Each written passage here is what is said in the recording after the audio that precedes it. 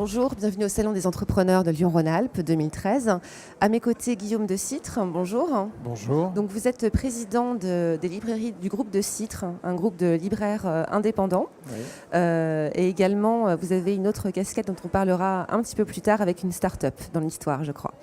Le groupe de Citre, en quelques chiffres clés, qu'est-ce que c'est ? En quelques mots, donc c'est une entreprise centenaire dont le siège est basé à Lyon et qui fait à peu près 70 millions de chiffres d'affaires. Donc pour vous donner une ordre d'idée, c'est un peu plus de 6 millions de livres vendus, 400 collaborateurs, à la fois dans notre réseau de magasins, sur Internet, sur notre réseau communautaire qui s'appelle l'Entrée Livre et tout un tas d'activités pour les bibliothèques ou le numérique. Voilà. Donc on parle beaucoup en ce moment du secteur du livre qui ne se porte pas forcément très bien.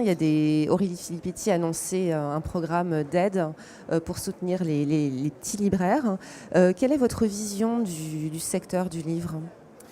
Alors ma vision du secteur du livre, en fait, c'est que c'est un secteur très important pour l'économie nationale, puisque ça représente 4 milliards d'euros de chiffre d'affaires. C'est extrêmement important, aussi bien avec les libraires que les écrivains, que les éditeurs, que tous les imprimeurs. Donc c'est un très très gros écosystème.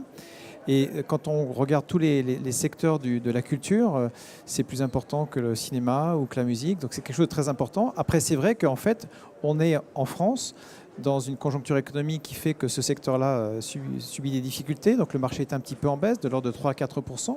Mais je dirais comme tous les autres secteurs d'activité. Par contre, se rajoutent à cela deux tendances de fond. C'est que, les gens achètent de plus en plus de livres sur Internet, et donc ça suppose aussi adapter, c'est ce qu'on fait chez De Citre. Et les gens achètent de plus en plus de livres numériques, et là encore, c'est ce qu'on fait et chez De Citre et avec TIC, et c'est une société que j'ai créée avec 2 autres personnes il y a de ça 2 ans.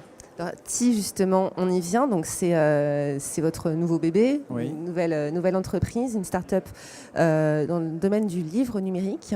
Pourquoi avoir décidé de vous lancer dans cette activité et comment ça se passe ? Qu'est-ce que vous faites exactement ? Alors en fait, TI, c'est né de 2 choses. La première, c'est que je voulais pouvoir permettre à nos clients chez De Citre d'acheter du livre numérique, parce que pour nous, c'est une extension normale.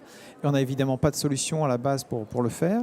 Et de 2, c'est qu'en fait, je me suis rendu compte qu'il y a un certain nombre de solutions qui existaient sur le marché, les Amazon, les Kobo et tout ça, mais ce sont des solutions complètement propriétaires. Je donnerai juste 2 exemples. Quand vous achetez du livre numérique avec iBook d'Apple, ça ne fonctionne que sur matériel Apple, ce qui me paraît absolument abracadabrant.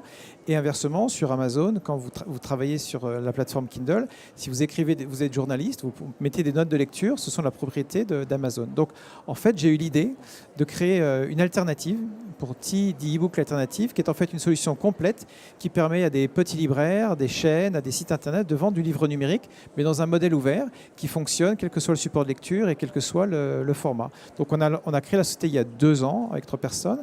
On a lancé le service il y a 1 an et aujourd'hui, ce service existe dans plus de 80 points de vente. Les librairies de Citre, les librairies Cultura, on est en train de lancer Système U et puis des petites librairies comme Montbarbon à Bourg-en-Bresse et ainsi de suite. Et on a passé le cap des 100 000 e-books vendus. Donc, ça avance plutôt bien. Vous n'avez pas peur des représailles de certains géants du secteur ? Alors, on a eu tout un tas d'étapes plus ou moins compliqués et je suis sûr qu'il y en aura encore. Aujourd'hui, on a l'essentiel du catalogue numérique avec tous les éditeurs français. On est en train petit à petit de rajouter le catalogue étranger. Indéniablement, plus on progresse, aujourd'hui on ne représente que 1% du marché du livre numérique en France, mais on est en croissance de part de marché.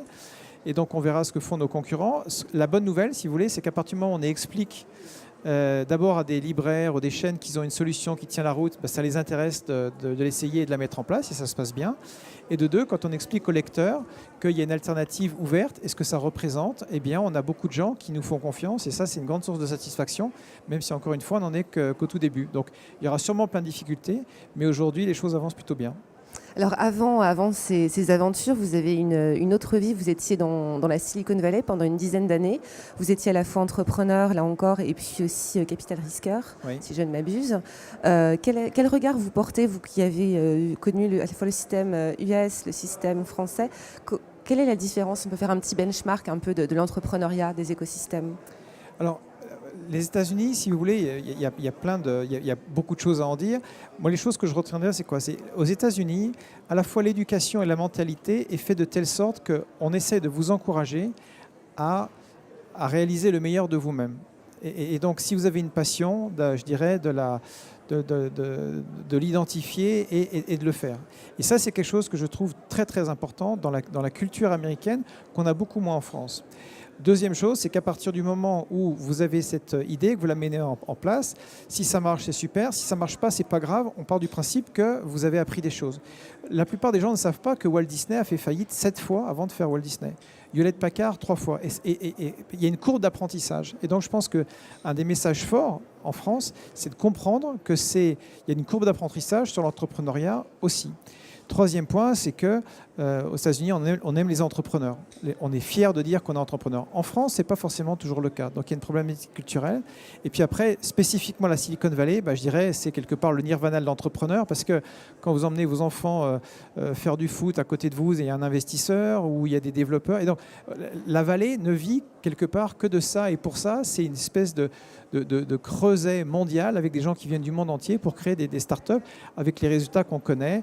Et ce n'est pas un hasard si Google, Facebook, Sun Microsystems et tout ça sont partis de là-bas, parce que je dirais il y a un effet de synergie qui est absolument incroyable qu'aujourd'hui on n'a pas encore en France malheureusement, et j'espère que ça va changer. On se rencontrera pour en reparler, j'espère. Merci beaucoup. Merci à vous, au revoir. Au revoir.